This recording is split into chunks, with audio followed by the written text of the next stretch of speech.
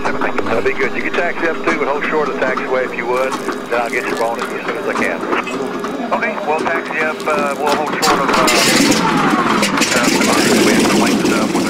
Thank you very much. Olá pessoal, para quem ainda não me conhece, meu nome é Laerte Gouveia. Bem-vindos a mais um Air Sports, a nossa revista eletrônica. É um grande prazer estar com vocês mais uma vez e vou começar pedindo que se inscrevam no nosso canal, deixem seu like, deixem seu comentário após assistir o vídeo e compartilhem com os amigos. O programa de hoje vai ser muito interessante, tenho certeza que vocês vão gostar. No programa de hoje, mais uma vez, vamos tratar de dois assuntos, mas dessa vez com integrantes da mesma família. No Air Sports número 4, eu já tinha apresentado a vocês uma mãe pilota, acrobata, que lançou o seu filho de paraquedas do seu próprio avião. Foi a Mônica e o Rodrigo. Fizeram um tremendo sucesso. E desta vez eu vou falar mais uma vez de uma mãe que aos 15 anos trabalhou para a Força Aérea como bailarina em um programa de divulgação da Força Aérea Brasileira para captar novos cadetes. E durante esse programa, ela foi uma pioneira. Hoje, ela vestida com o seu macacão da fumaça, original, feito para ela, sob medida na década de 60, ela vai nos contar tudo sobre esse pioneirismo. Além de ser a pessoa mais jovem a ter voado com a Esquadrilha da Fumaça até hoje, ela tem outras marcas que ela vai nos contar. E depois nós vamos conversar com o filho dela. O filho dela é hoje comandante de uma grande companhia aérea, comandante de Airbus, piloto de acrobacia e recordista mundial no paraquedismo. Então é uma família interessantíssima que vale muito a pena a gente conhecer. Vem comigo. Bom, pessoal, estou aqui com a Silvia Maria. Isso. Ela é uma testemunha viva das histórias da fumaça lá da década de 60, gente. E ela, ao contrário de que muita gente diz, ela é a primeira mulher a voar com a Esquadrilha da Fumaça. E ela não voou, não é só a primeira. Ela é a mulher que mais voou com a Esquadrilha da Fumaça. Você voou várias vezes com eles, né? Várias vezes, porque a gente fazia parte de uma operação, chamada Operação Ensino, da qual eles faziam parte, e eu também. E, então, voei várias vezes, nos translados ou nas demonstrações também. Essa Operação Ensino foi uma operação que a Força Aérea fez na década de 60, para chamar novos cadetes, né? Então eles viajavam o Brasil inteiro com a Silvia dançando, ela era bailarina, ela fazia um espetáculo nessa turnê e ela dançou pelo Brasil inteiro com uniforme feito para ela, né? Um uniforme, você dançava com um uniforme feito especialmente para você. Sim, uma das danças, né, um dos números, eu dançava vestida de cadete, estilizado, com roupa de balé, e também fazia apresentação de outros números de dança. Muito legal isso. E aí, você voou algumas vezes na Esquadrilha da Fumaça? Sim, voei com... Naquela época, Tenente Braga, que depois ele foi sendo o maior, me parece, um dos maiores, grande líder da fumaça, mas nessa época ele era o quarto que fechava o... Era o quarto. É, o quarto. Então, e uma vez eu vi uma foto da fumaça da esquadrilha passando embaixo da ponte Hercílio Luz, em Floripa. E eu sempre achei que o líder dessa formação era o Braga, e não era. O Braga estava voando de 4 e você estava dentro do avião. Exatamente. Eu nem sabia da existência dessa foto e fiquei até surpresa com essa notícia. E eu estava no avião junto com o Braga. Era o Braga, ele era o quarto. Tá vendo, gente? E quem eram os outros todos? Era Alaor, Moura, Sérgio Braga, Capitão Alaor e Tenente Sérgio Ribeiro, Moura, que era tenente também, e o Braga, que era tenente. Que privilégio, hein? Passar embaixo da ponte bem acompanhado. com esse time todo, não é para qualquer um. Isso. Então, tá vendo, gente? Eu já vi até repórter da Globo aí falando que foi a primeira mulher voando. Mentira, a primeira mulher tá aqui, a Silvia. Fui eu. E voou muito, e voou passando embaixo de ponte, inclusive. Exatamente. E nós temos um vasto material que comprova isso, na verdade. Pois né? Vocês estão vendo aí, eu estou colocando aí, junto dessa nossa entrevista, tá passando tá. algumas fotos aí. Tudo bem. E você voou também de beach muito com o Portugal Mota. Muito, com o Portugal Mota, exatamente. Porque nessa época eu estudava em São Paulo e a sede da Operação Ensino era no Rio de Janeiro, então o Portugal Mota vinha de Beechcraft me buscar para eu me juntar com o pessoal para a gente sair para a Operação Ensino, que foi dividida em 3 fases, né? Uma fase pelo sul, uma pelo centro do Brasil e outra pelo norte. Que bacana, que privilégio, hein? Foi um grande privilégio para mim, nossa. BTB com Portugal Mota, Mata 7, era chamado de Mata 7, vai de Mata 7 com Portugal Mota, que vinha buscá-la em São Paulo, especialmente, né, para levá-la para Operação Ensino, e voar com a fumaça no comecinho ainda, quando o Braga ainda voava de número 4. De número 4. Tenente ainda. Exatamente. Que história é essa, hein? Que bacana. Pois faz parte da história da minha vida. Pois é. Agora, a Silvia tem mais uma coisa interessante na vida da Silvia. O filho da Silvia é um recordista do paraquedismo. Ele tem alguns recordes mundiais de paraquedismo. Pouca gente sabe. Você não fica meio nervosa quando ele vai saltar? Não, já saltei junto com meu filho. Eu sei que você já voou até acrobacia junto com ele, que ele é piloto também. Eu, quando ele se formou, né, no Rio Grande do Sul, eu voei com ele acrobacia. Ele hoje é comandante de Airbus. Daqui a pouco a gente vai conversar com ele. Recordista mundial de paraquedismo. Não dá nem um nervosinho quando... Não, eu inclusive num Dia das Mães, algum tempo atrás, eu recebi um beijo em queda livre do meu filho. Eu também saltei. Você saltou duplo? Saltei. Que bacana. É uma privilegiada, não é, gente? Valeu o papo com ela. Agora nós vamos conversar com o filho dela. Bom, agora estou aqui com o filho da dona Silvia, que é o comandante campanha na companhia aérea, ele é conhecido como comandante campanha. Fábio Campanha, que é conhecido entre os amigos, e Fabinho, para nós do Circo Aéreo, que ele salta anos com a gente do Circo Aéreo. E é o Fabinho, que é recordista mundial de TRV. Então, hoje, praticamente, é um dos poucos representantes que a gente tem do paraquedismo nacional no paraquedismo internacional. No paraquedismo, a gente tem o FQL4, o FQL8, o V10, que é bastante praticado. Essas são as modalidades de paraquedismo. Temos depois disso surgiu o Sky Surf e depois o Free Fly. O Free Fly acabou tendo alguns derivativos. O Head Down, que ficou bastante famoso, e hoje ele chama de desloque. Isso, a gente chama de modalidades verticais, né? Hoje em dia o pessoal gosta muito de praticar isso. Não tem competição ainda. Essas modalidades ainda não tem competição. O Free Fly já teve competição bastante. Sim, inclusive eu sou juiz de Free Fly também. Mas essas modalidades novas do Free Fly ainda não tem. Não.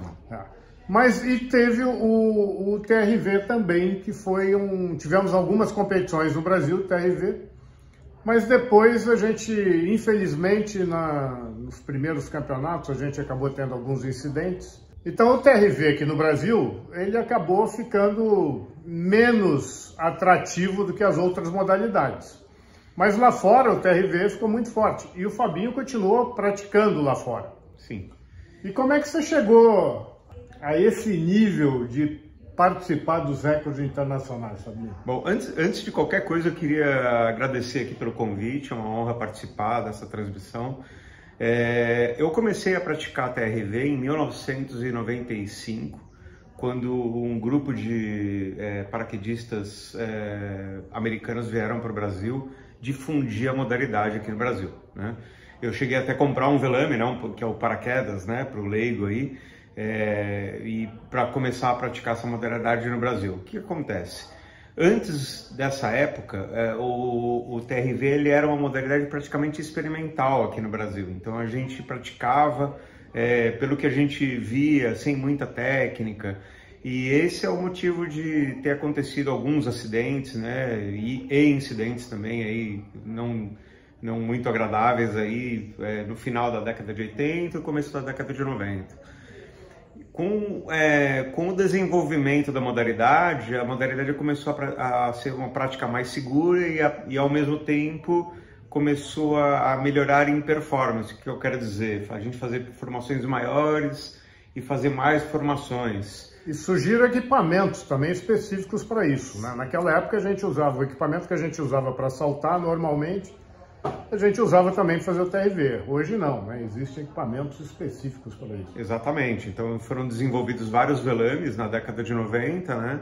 E a gente chegou a adquirir alguns velames aqui no Brasil. O Circo Aéreo foi a primeira organização que começou a difundir aqui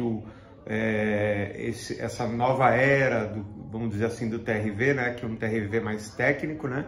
E a gente praticava já TRV fazendo demonstrações, inclusive, né?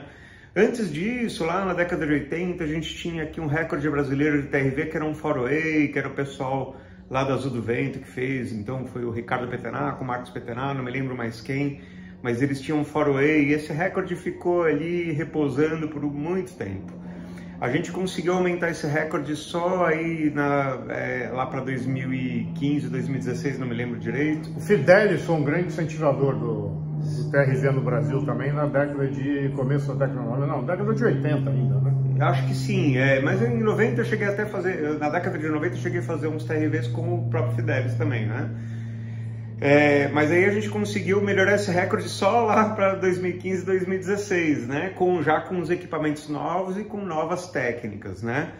E eu comecei a praticar o TRV fora do Brasil por volta de 2009. E desde então eu tenho participado de todos os recordes noturnos e alguns recordes de sequencial também que a gente fez de lá para cá, né? Eu tenho aí, acho que uma participação entre aproximadamente 10 recordes, dentre essas 10 tentativas aí, 8 recordes mundiais desde então. Sendo deles aí, 7 deles recordes noturnos, né, que a gente fez, que são uma modalidade bem interessante, assim, porque cada vez que a gente faz um recorde noturno, e normalmente a gente faz isso nos Estados Unidos, aliás, todas as vezes a gente fez lá, sai algum reporte de avistamento de OVNI. É muito curioso, né, porque as pessoas reportam mesmo e lá eles difundem isso com uma eficiência, assim, muito grande. E acaba saindo no jornal no dia seguinte. É bem interessante, bem engraçado também. Pouca gente sabe disso, mas nós temos 3 paraquedistas brasileiros recordistas mundiais, gente. Estamos no Ninguém sabe disso. E Fabinho, você foi convidado para mais um recorde. Vocês, né? Vocês 3 foram convidados para mais alguns recordes aí em breve. Conta pra gente quais são. Exatamente, são 2 recordes, né? Mas vão ser 3 eventos.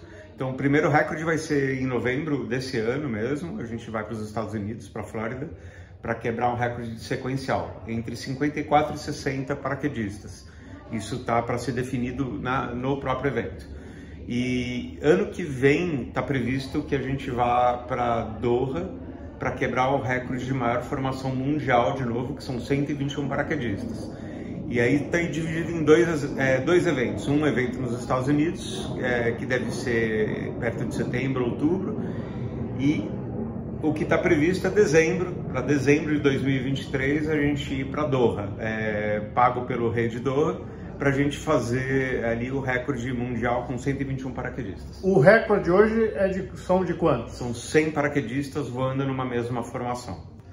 É essa imagem que a gente está vendo aí? Exatamente, essa imagem aí, eu não estava nesse recorde, né? O Amaral estava nesse recorde, eu e o Olavo não conseguimos estar nessa ocasião aí, mas vai ser já o complemento desse recorde aí. Vai ser o próximo recorde mundial de maior formação. Bacana. E Fabinho, vocês estão aqui no Brasil, saltando aqui no Brasil. Como é que vocês conseguem ser chamados para esses grandes eventos? O que faz vocês serem lembrados? Vocês têm alguma estratégia de participar de alguns eventos chaves onde tem os olheiros? Como é que funciona isso? Sim, sim.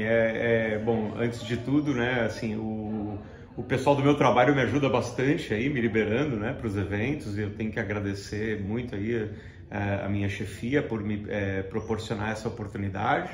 E aí a gente consegue aí ciclicamente participar de alguns eventos chaves, e a gente escolhe logicamente a dedo esses eventos para poder estar qualificado para os recordes, né? E assim, existe também o interesse dos organizadores de chamar o Brasil. O Brasil é um país muito bem visto, pelo menos pelos organizadores que estão nos Estados Unidos, para participar desses eventos. Então a gente é sempre muito bem-vindo ali, pelo foco que a gente tem, dedicação, garra. A gente está sempre pronto ali para o que der e vier. Então isso tudo faz da gente ali interessante para estar nesses eventos, e a gente sempre conseguiu participar desses eventos sem muita dificuldade, né? Então, no TRV o Brasil já é sempre bem lembrado. No TR4 o Brasil tem evoluído muito, né?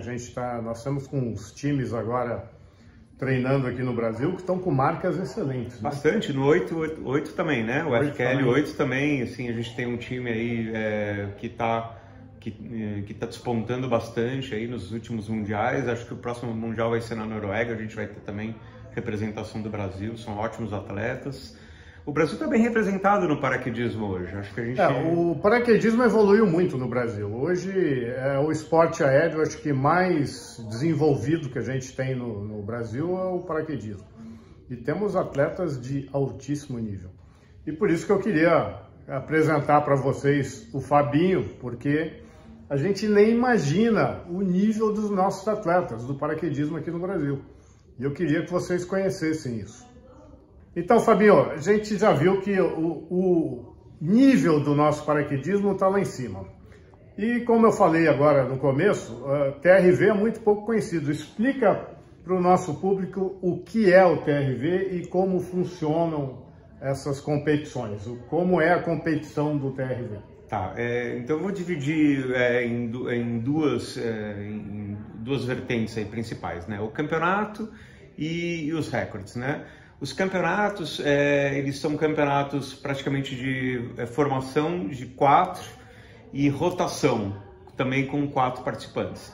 E também tem o de formação com 2 participantes. Antes tinha formação com 8, mas é uma modalidade que caiu em desuso, porque é uma modalidade muito técnica, realmente assim, muito delicada, e hoje os times não têm muito interesse em praticar.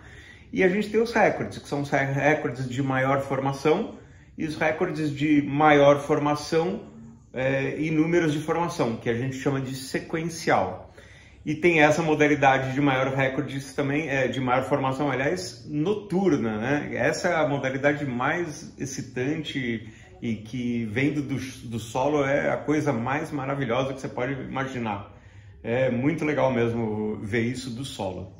Rotação é que o TRV, Trabalho Relativo de Vellame, é um contato entre uns paraquedistas de paraquedas aberto, né? Eles formam uma pilha, e a rotação é que o de cima passa para baixo, e isso é uma sequência que chamam de rotação. Né? Exatamente. É bem interessante também essa modalidade, é uma modalidade muito dinâmica, né? Mas não muito técnica. A mais técnica mesmo são as formações, porque aí a gente voa formações completamente assimétricas, né? Enquanto no paraquedismo, na queda livre, a gente tem que controlar apenas o nosso corpo, no TRV a gente tem que controlar não só o nosso corpo, como um velame também, né? O detalhe é que a gente não tem motor, né, no paraquedas, então a gente tem muito menos recursos para manobrar o paraquedas. Isso tudo faz do paraquedismo do TRV, né, muito mais técnico do que o paraquedismo de queda livre. É como se fosse um voo em formação de planadores, né? Exatamente, com contato, né? Com contato físico, né? Isso é o mais importante também. E aí existe toda uma técnica de segurança para que isso seja uma prática segura, né? Então a gente desenvolve muito essas ferramentas de segurança justamente para fazer essa modalidade ser sempre cada vez mais segura. E os equipamentos, como eu falei, são desenvolvidos hoje para essa prática. Qual é a diferença de um paraquedas de TRV para um paraquedas de salto normal? Em primeiro lugar, as linhas, né? As linhas, elas não têm o que a gente chama de pé de galinha, né? As linhas frontais. Então são linhas onde a gente passa o pé por dentro para ter justamente esse contato físico e que a gente pode deslizar para baixo e para cima sem criar nenhum tipo de entanglement, né? Que seria embaralhar o paraquedas na nossa perna, né? Essas linhas, elas também são mais reforçadas do que uma linha de paraquedas normal, elas têm o dobro da tensão, da resistência de tensão, elas aguentam cada linha 1,5 toneladas de tensão, que é muito, né? E a gente tem também um painel extra no meio do paraquedas e nas pontas, que são os lugares onde a gente tem contato, que reforçam o tecido, o nylon do velame, que é o paraquedas para o leigo, né? Que é onde sofre mais pressão, né? Sim, basicamente isso, e também a gente tem ali nos controles, nos batoques, né, que é onde a gente controla o paraquedas, são uns batoques um pouquinho maiores, para que a gente consiga pegar os tirantes, que é onde a gente pilota o paraquedas, sem tirar as mãos do batoque. O batoque ele é um freio de emergência, a gente não manobra o paraquedas pelos batoques no TRV, a gente só usa os tirantes, tirante dianteiro e tirante traseiro, fazendo o pitch ficar para baixo ou para cima, né, quando a gente precisa. Ou eventualmente até torcendo os dois, usando os dois, um de um lado, outro do outro, para fazer manobras mais técnicas ainda. Muito legal. Vocês viram aí algumas imagens que a gente colocou, né, dessas grandes formações. E a gente vai voltar em breve com o próximo recorde do Fabinho. Quando ele voltar de lá, a gente mostra para vocês como é que foi esse recorde. É isso aí. Está comprometido em trazer as imagens. Com certeza vou trazer com todo prazer, com toda a honra. Muito obrigado por participar desse canal. Imagina, foi um grande prazer estar aqui com o recordista mundial. Bom, gente, então espero que vocês tenham gostado da família, né? Que nós conversamos com a mãe dele, a primeira mulher a voar com a Esquadrilha da Fumaça, a mulher que mais voou com a Esquadrilha da Fumaça. Que foi minha aluna de paraquedismo, inclusive, ela não falou. Pois é, e que passou embaixo da ponte. Eu também queria ter feito Floripa, isso. Né? Voando com Braga, pô, isso é para poucos, privilegiado. Com certeza. Então, uma família incrível que eu passei o dia aqui com eles, foi muito legal. Então, espero que vocês tenham gostado e deixem seu like, deixem seu comentário e compartilhem com os amigos. E não se esqueçam de se inscrever no canal. Até a próxima. Até a próxima, pessoal.